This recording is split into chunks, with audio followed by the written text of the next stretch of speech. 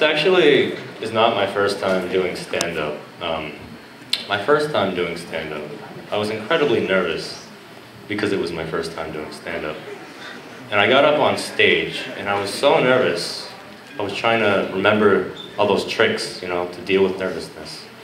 So I remember that one where you're supposed to imagine the crowd naked, but I was so nervous that I actually got it backwards, and the crowd began to imagine me naked. And then they got nervous because I have this mole like right here, but I went to the doctor and it turned out to be nothing. Nudist colonies are for people with no imaginations. I like to watch like a big variety of different comedians, but something that pisses me off about comedians is, you know, some of them are really funny, you know, like clever, witty, whatever.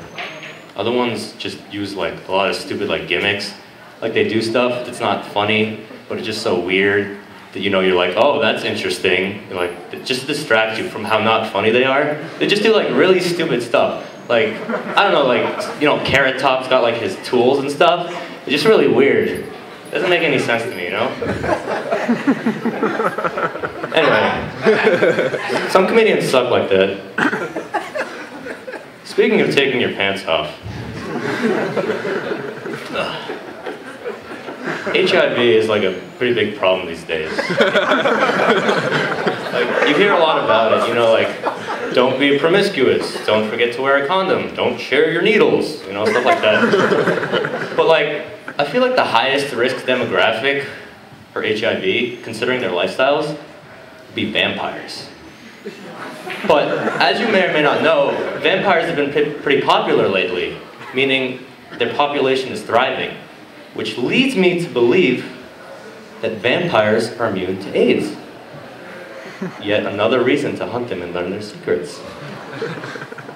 But I don't know, maybe we should leave vampires alone, because they have some troubles. Like, can you imagine getting dressed in the morning with no reflection?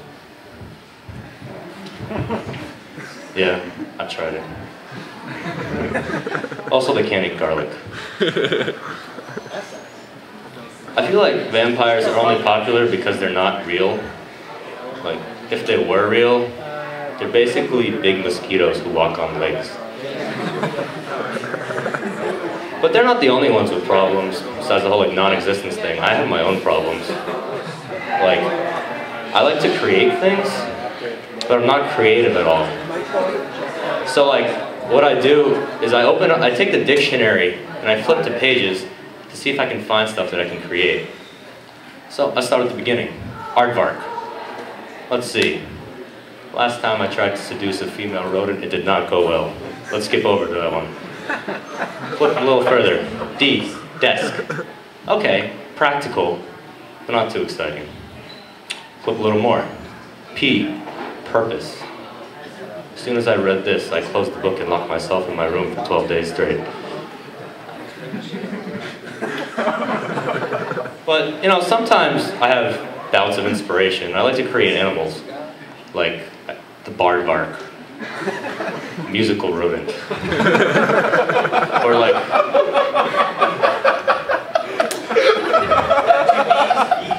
B-A-A. You're welcome. Or the hippopotamus. She's a really fat hippie, or a really liberal hippo. And my personal favorite, the irrelevant. A large truncated mammal that doesn't matter. So I was at my friend's house, and we were really hungry, and we couldn't find anything to eat.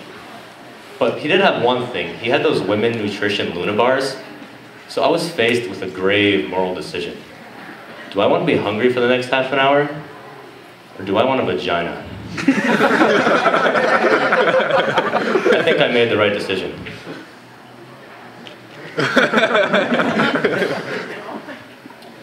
They say money doesn't grow on trees. They're right.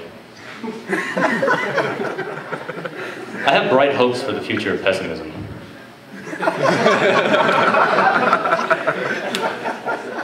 I'm sorry if this next show offends anyone, but I don't think agnosticism will ever become too prevalent, because making snow angels is so much easier than making snow question marks.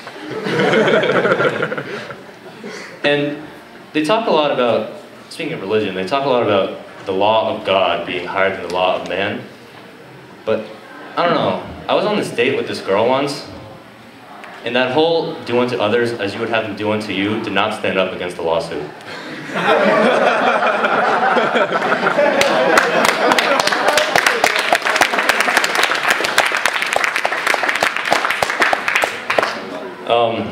So I'm from near Boston. Anyone from near Boston?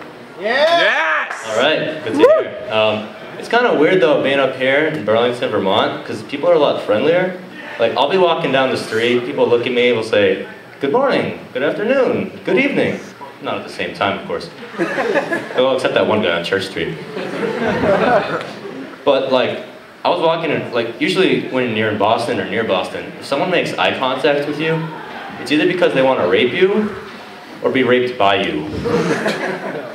Neither of which I particularly prefer at the moment. I think owning a rape whistle is pretentious.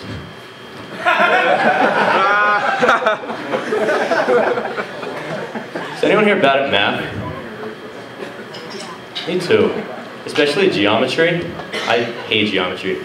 As you may know, geometry is all about assumptions, like assume X is equal to Y, assume A is parallel to B, assume elephants aren't originally indigenous to Africa. Like, I have trouble sifting through the irrelevant information. I almost said irrelevant. Excuse me. But, geometry, elephants. Right, so my teacher comes up to me one day and she says, "Roy," not Ray, "why aren't you doing your work?" And I said, "Well, I was always taught as a child that when you assume, you make an ass out of you and me. And I don't want to be an ass." Okay. And she says, "All right, Roy, just do your work, do your assumptions, and be an ass." And I said, "Ha! Trick question. If I don't do the assumptions, I don't do the geometry, I fail the class. If I do the assumptions, I am an ass, and asses don't have hands." This is why I hate math.